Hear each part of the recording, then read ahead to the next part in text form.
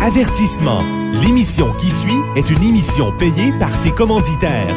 Les propos tenus sont ceux des intervenants participant à l'émission et ne reflètent pas nécessairement les opinions des employés et administrateurs de VIA 95 FM. Bienvenue à l'émission Deux gars, une Bible. Deux gars, une Bible. C'est deux gars en mission pour faire connaître le vrai message de la Bible. Eh bien, bonjour à tous nos auditeurs. Bienvenue à Deux gars, une Bible avec Joël et Frédéric. On est deux pasteurs dans la région de Trois-Rivières et on est en mission pour faire connaître le vrai message de la Bible. Le sujet aujourd'hui pourrait peut-être en surprendre quelques-uns, mais on veut parler de la mort. Et en faisant quelques recherches, j'ai trouvé un article dans un journal qui s'intitulait « Regarder la mort en face ». Et c'est un petit peu qu'est-ce qu'on veut faire. Et je me souviens quand j'étais plus jeune, donc avant même de découvrir le vrai message de la Bible, une des questions que je me posais, c'était « Qu'est-ce qui va m'arriver après la mort ?» Tu sais, j'avais la capacité, comme n'importe qui, de voir un petit peu le futur, de voir la fin de mes études, de me voir marié, avoir des enfants, faire une carrière, avoir une maison, avoir, toutes les choses auxquelles on aspire un petit peu. Puis après, je me disais, mais après ça, quoi? Ben après ça, tu vas venir vieux, puis advenant qu'il t'arrive pas un accident en cours de route, là, mais ou une maladie, mais tu vas venir vieux, puis tu vas mourir. Et ma question, c'était, et après, c'est quoi qui se passe? C'est l'inconnu, hein. Ça demeure dans l'esprit des gens, l'inconnu, le trou noir. Et on va faire des affirmations aussi en disant, personne ne le sait. On peut pas le savoir. Fait que tu peux croire ce que tu veux sur après la mort. Et on va avoir tendance, corrige-moi, là, à des fois avoir un peu des petites phrases creuses, des petites phrases sur la mort qui demeurent quand même et qui montrent notre l'inconnu puis la superficialité qu'on adresse la chose avec. C'est vraiment intéressant de voir aussi ce que les gens disent, donc des animateurs d'émissions, de radio, des journalistes.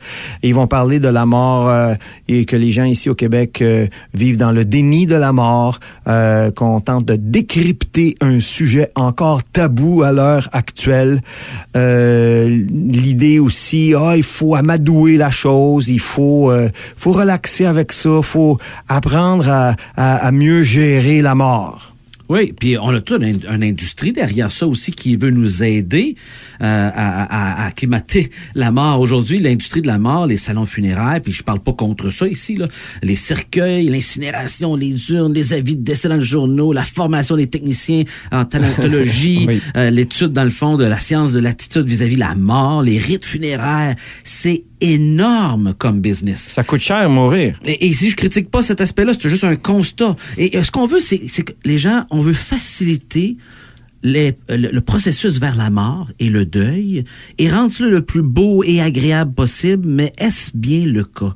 Est-ce qu'on n'est pas en train de tenter de faire ça, mais finalement de passer à côté que lorsqu'on fait face à la mort, c'est une bonne chose d'y faire face à un moment donné ou l'autre, parce qu'on va tous être confrontés à cela. Et toutes ces tentatives-là sont un peu illusoires. Et dans un article très récent dans le Journal de Montréal, en fait, le 12 avril 2019, la journaliste écrivait ceci: « Je sais que c'est un cliché et qu'on a entendu 100 000 fois, mais Annick et Audrey, donc qui étaient deux personnes qui étaient atteintes de maladies graves, ont le même message. Donc, des gens qui font face à la mort, on leur pose la question, qu'est-ce que tu as à dire? Eh bien, le message qu'ils disent, c'est profiter de la vie, savourer chaque seconde, passez du temps avec les gens que vous aimez. Arrêtez de courir. » Des vérités qui c'est vrai. Oui, mais est-ce qu'il y a plus que c'est ça? C'est comme regarde, tu vas mourir après, tout est fini, profites-en maintenant. Mais on n'a toujours pas répondu à la question, qu'est-ce qui arrive après?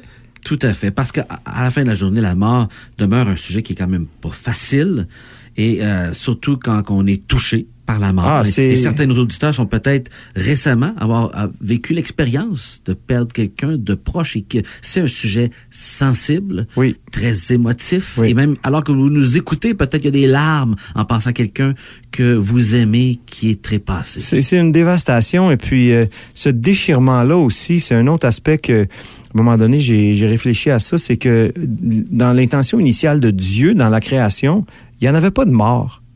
Non. On était supposé vivre éternellement. Mais à cause du péché, la mort est entrée. Puis ça, c'est clairement, on en a parlé beaucoup.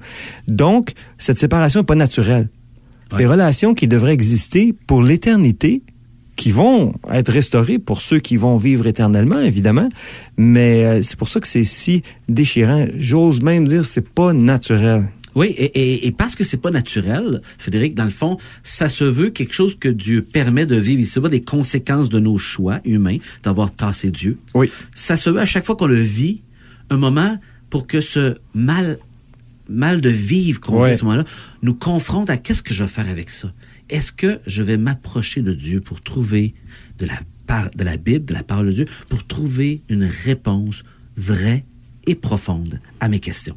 Oui, mais il y a une autre réalité aussi, c'est que beaucoup de gens n'y pensent pas ou quelqu'un m'a déjà dit, regarde, moi, je ne pense pas à ces choses-là. Oui. Pourtant, c'est la chose absolue et certaine qui va arriver à tout le monde. Et même, il y a un passage de l'Ancien Testament dans l'Ecclésiaste qui va souligner comment que c'est bon pour nous d'être confrontés à la maison du deuil. Souvent, des funérailles, j'utilise ce texte dans l'Ecclésiaste, le chapitre 7, et qui invite parce que ça invite à la réflexion. À chaque fois qu'on est confronté à la mort, il y a une invitation de la part de Dieu de réfléchir à la destinée de tous qu'on va devoir faire face et que c'est une bonne chose peut-être pour nous. C'est une des choses, justement, tu dis, Joël, moi aussi, j'ai eu l'occasion d'officier à des funérailles. Et une des choses que je dis à chaque fois, que ce temps ici, c'est pour les vivants et on est à la porte de la mort où quelqu'un est passé de l'autre bord. Oups, là, il faut faire attention ici, on est un petit peu serré.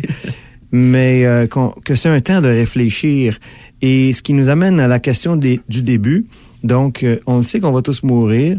Et la question qu'on veut poser, on veut regarder ça en face et dire, qu'est-ce qu'il y a de l'autre bord? Et la seule façon de savoir qu'est-ce qu'il y a de l'autre bord, c'est d'y aller. Le problème, c'est que quand tu y vas, tu peux pas revenir. Fait que, tu sais, dis, Joël, va donc voir qu'est-ce qu'il y a de l'autre bord. Puis, OK, moi, y aller. Ben, je vais t'attendre longtemps parce que tu reviens pas. Puis, c'est ça aussi. Personne ne vient. Et l'autre chose aussi, c'est final et ça peut arriver n'importe quand. Tout à fait. C'est une des choses, les gens, ils disent, bon, on veut leur parler de Dieu, du vrai message de la Bible. Ils disent, là, j'ai pas le temps pour ça. Laissez-moi vous dire que la mort peut arriver n'importe quand. En 2012, j'étais dans ma cour chez nous. J'étais en vacances, 16 août 2012. Je me souviens de la date. Et j'ai été piqué par une guêpe noire. Et j'ai découvert que j'étais allergique. Et donc, en dedans de 15 minutes, j'ai perdu la vue, baisse de pression, sans connaissance pendant 45 minutes, ambulance à l'hôpital, et tout ça. Donc, et laisse-moi dire, Joël, à ce moment-là, j'ai pas pensé, je vais mourir. Non, je pensais que je n'aurais pas respiré. Qu'est-ce qui se passe là? Boum, je suis parti, là. Puis un peu plus, puis je revenais pas, tout simplement. Donc, l'idée qu'on veut transmettre aussi, c'est de dire, t'es mieux d'être prêt. T'es mieux de savoir qu'est-ce qu'il y a de l'autre bord, puis t'es mieux d'être prêt à mourir, parce que ça peut t'arriver n'importe quand. Donc, il faut se tourner vers Jésus. Jésus qui est mort, qui est ressuscité et qui, dans les évangiles, nous donne une histoire qu'il a racontée, que certains, des fois, vont dire que c'est une parabole, que c'est pas une vraie histoire, mais il utilise le nom de l'individu dans l'histoire, et ça se trouve dans Luc, le chapitre 16, et les versets 23 à 31, où ce que deux personnes meurent et se réveillent dans le séjour des morts, il lève les yeux, et tandis qu'il était en proie au tourment, il vit au loin Abraham et Lazare, dans son sein. C'est l'homme riche ici qu'on parle. Il s'écria, « Père Abraham, aie pitié de moi et envoie Lazare pour tremper le bout de son doigt dans l'eau et me rafraîchisse la langue, car je souffre cruellement dans cette flamme. » Un lieu de tourment, un lieu de consolation? Non. Non. Pas du tout. Et ici, si je peux juste intervenir une petite seconde, Joël, c'est vraiment le Seigneur Jésus qui parle. Oui. Lui qui vient de l'autre bord. Lui qui est allé de l'autre bord pendant 3 jours, puis qui est revenu. Donc, lui, il sait ce qu'il y a de l'autre bord. Il est au courant. Dans cette histoire, il nous ouvre une fenêtre. Oui. Il est en train de nous montrer, regardez là, ça c'est comme ça. C'est terrible, il y a une séparation entre ceux qui sont consolés puis ceux qui sont séparés de Dieu, à tel point que le pauvre monsieur, il dit juste le bout de ton doigt là, dans de l'eau là, parce que je souffre tellement. Tellement que c'est intense. C'est horrible. Et c'est pour ça que cette histoire est si précieuse dans les évangiles pour nous ouvrir les yeux sur ce qui se passe de l'autre côté. Puis je veux aussi faire une autre petite intervention. Peut-être les gens qui nous écoutent disent, ouais là, la Bible veut juste nous manipuler en nous faisant peur. Ben moi j'aimerais vous dire, ayez peur. Tu sais, c'est comme si je te dandine par-dessus un précipice, puis que là, j'ai pas peur. Ben, tu devrais avoir peur. Ça serait fou de pas avoir peur. Ça n'a aucun bon sens de pas avoir peur. Et c'est pour ça qu'il y a un inconfort face à la mort. Ça devrait nous amener à un inconfort et une réflexion profonde. Et le texte poursuit en disant, Abraham répondit, « Mon enfant, souviens-toi que tu as reçu tes biens pendant ta vie et que Lazare, qui était un homme pauvre, a eu les maux pendant la sienne. Maintenant, il est ici consolé. Et toi, tu souffres. » Donc, il y a après la mort un lieu de consolation et il y a après la mort aussi un lieu de souffrance. Et ces deux hommes-là sont dans 2 lieux séparés où il y a un gouffre et qui ne peuvent pas être regroupés ensemble. D'ailleurs, il y a entre nous et vous un abîme, un grand abîme, afin que ceux qui voudraient passer d'ici vers vous ou vers nous ne puisse le faire. Et le riche dit, « Je te prie donc, voici le cœur de l'homme de l'autre côté. Père Abraham, envoyez Lazare dans la maison de mon père. Il a à cœur ses frères. J'ai 5 frères. C'est pour qu'il leur atteste ces choses, pour qu'ils soient au courant de ce qu'il y a de l'autre bord. Envoyez Lazare pour les informer, afin qu'ils ne viennent pas aussi dans ce lieu. » Fait que celui qui est de l'autre côté, dans l'endroit de tourment, lui dit, « Écoute, faut tout faire pour pas que quelqu'un vienne ici. Il a le cœur pour nous convaincre à tourner notre cœur vers l'Évangile. » Cet homme-là qui est de l'autre côté. Et Abraham répondit, ils ont Moïse et les prophètes. Donc, c'est-à-dire le Pentateuque, ils ont les prophètes de l'Ancien Testament, donc ils ont la Bible, ils ont l'Ancien Testament. Qu'ils les écoutent.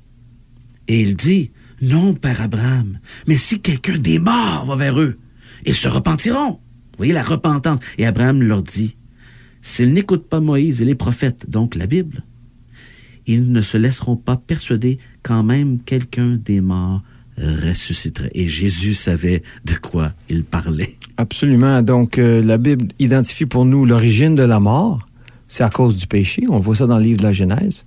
Ensuite, elle identifie le remède de la mort, c'est-à-dire la mort de Jésus-Christ, qu'il meurt à ma place pour que moi, je sois libéré. Et le chemin aussi de la vie éternelle, qui est Jésus-Christ, que lui-même, il a dit, je suis le chemin, la vérité et la vie. Et à chaque fois que je lis ce texte, je suis interpellé par qu'est-ce que Jésus a dit ici, parce que lui, il demande si quelqu'un ressuscite des morts, donc ils vont le croire s'il ressuscite des morts, puis il dit non, ils ne croiront même pas. Puis de toute façon, il est en train de parler de lui-même, que lui, il ressuscitait des morts, puis on le croit pas plus, quoique sa mort et sa résurrection sont attestés par des témoins. C'est indéniable. Des tas de témoins, mais quand on ne veut pas y croire, qu'on n'est pas intéressé, ben le nombre de témoins est pas important. Donc Jésus est cette personne à qui se référer pour avoir cette information privilégiée. Et Jésus est contrairement à notre subjectivité quand on adresse la question de la mort, c'est beaucoup comment on se sent, qu'est-ce qu'on a entendu, nos impressions, ce qui sonne bien à nos oreilles, et c'est très subjectif. Oui. Jésus est notre témoin objectif pour ce qui est de la mort, de ce qu'il y a après la mort, puisqu'il a vaincu la mort. Oui, et on n'est pas en train de dépendre de quelqu'un qui a eu une illumination dans une caverne quelque part. Exactement. Ou qui jeûnait dans un désert puis qui est revenu avec une révélation quelconque, mais de quelqu'un qui a manifesté vraiment une origine divine en accomplissant des miracles merveilleux. Quelqu'un qui était attesté par des prophètes des siècles à l'avance. Donc, on peut vérifier objectivement toutes ces choses-là dans les Écritures. Les Écritures sont là pour tout le monde. Et ensuite, il a annoncé sa mort, il est mort et il est ressuscité pour nous montrer, premièrement, qu'il avait le pouvoir par-dessus la mort, qu'il a vaincu la mort. Et ensuite, il nous dit qu'est-ce qu'il y a de l'autre bord. Et moi, ce que je sais, c'est que de l'autre bord, il y a un jugement et que si je veux échapper au jugement, j'ai besoin d'un sauveur qui va me racheter. Tout à fait.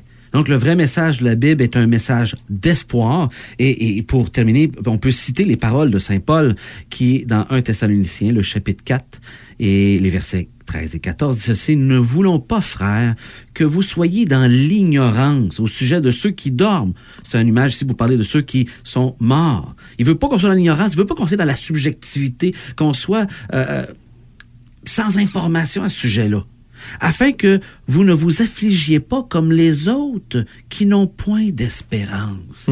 Soyez pas tristes comme les gens qui savent pas ce qui s'en vient, qui à cause de ça, ils n'ont pas de quelque chose auquel se rattacher, car si nous croyons que Jésus est mort et qu'il est ressuscité, croyons aussi que Dieu ramènera par Jésus et avec lui ceux qui sont morts. Il y a de l'espoir avec Jésus. C'est extraordinaire. Oui, et en terminant, Jésus lui-même dit, Dieu en effet n'a pas envoyé son Fils dans le monde pour qu'il juge le monde, mais pour que le monde soit sauvé par lui. Il y a toujours cette notion de salut, de rachat, d'échapper au jugement, d'entrer dans la vie éternelle, d'être avec Dieu pour l'éternité.